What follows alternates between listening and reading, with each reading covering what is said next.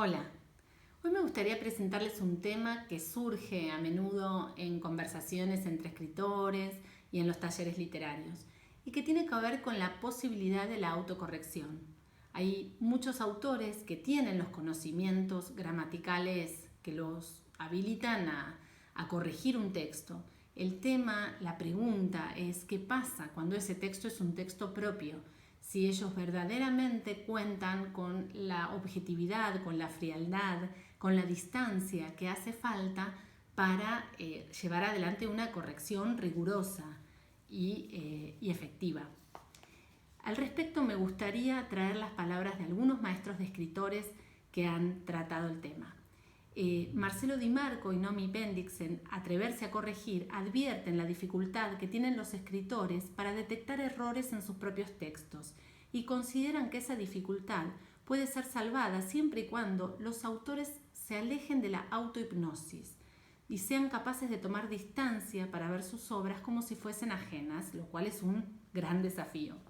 Por su parte, Alejandra Laurencich, en su libro El taller, Nociones sobre el oficio de escribir, al hablar de la construcción de personajes, explica que es muy común que el escritor se deslice hacia su propio lenguaje o hacia su propio pensamiento y que es preciso estar muy atento para que esas interferencias no sucedan. Además, tenemos que considerar que no pocas veces corregir implica recortar material, quitar lo superfluo, y es algo que resulta un tanto doloroso para muchos escritores. Les resulta de veras difícil recortar su propio material. Pablo Valle, en su libro Cómo corregir sin ofender, él es, además de corrector, escritor, se ocupa también de este tema. Dice, unas palabras sobre la posibilidad de que el autor sea el corrector de su propio trabajo. Por un lado es una tarea imprescindible, pero es muy desaconsejable que el autor sea el único corrector involucrado. Un autor no es corrector de oficio y por eso, estadísticamente hablando, se le escapan más errores que a un corrector cualquiera.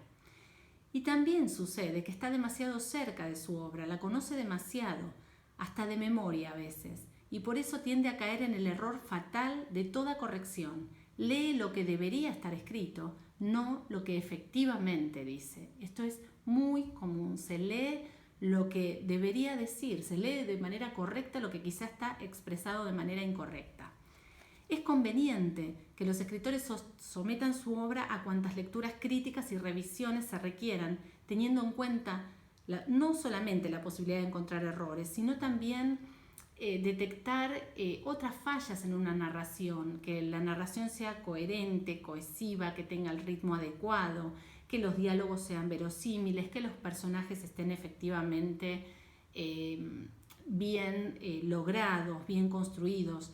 Es muy fácil quitar digamos, al lector de ese estado de hechizo, de esa suerte de hipnosis en la cual tiene que permanecer mientras está leyendo. Alcanza con que no se entienda claramente qué personaje está hablando porque está mal atribuido un diálogo, alcanza con que aparezca algún error ortográfico, alcanza con que quizá tengamos una sintaxis poco clara. Entonces ahí ya el lector se va a detener y va a decir, perdón, pero esto se escribe así, perdón, pero acá ¿quién es el que está hablando? Y eso ya lo sacó de la historia.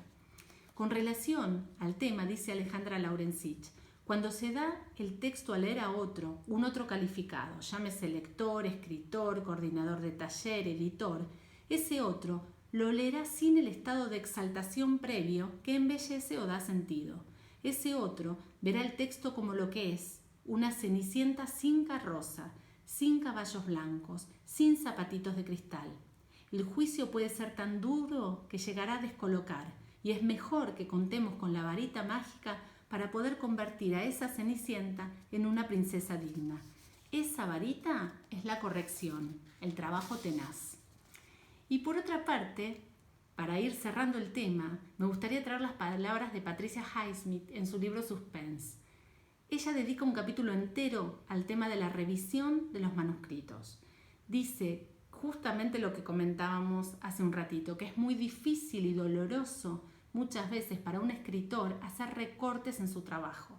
Y dice además que es muy importante considerar la opinión ajena, Si un editor, por ejemplo, encuentra que un pasaje del libro es poco claro, lo mismo le va a suceder a cualquier otro lector.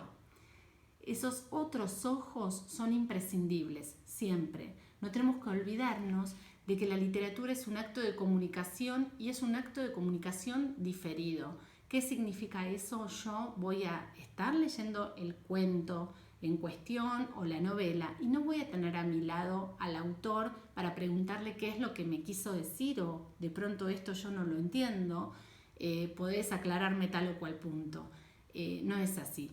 Entonces, es muy importante esforzarnos en lograr textos que sean comprensibles y asegurarnos de que esa comprensión se lleve a cabo haciéndolos revisar, como dice Alejandra Laurencich, por alguien calificado. No necesariamente un corrector profesional, pero sí alguien que sea hábil y que tenga los conocimientos como para poder ayudarnos. Por supuesto que si les sirvió este comentario, si les gustó el tema que planteamos, yo los invito a suscribirse al canal, a acompañarme con sus sugerencias, con sus comentarios y como siempre los espero en paovicency.com.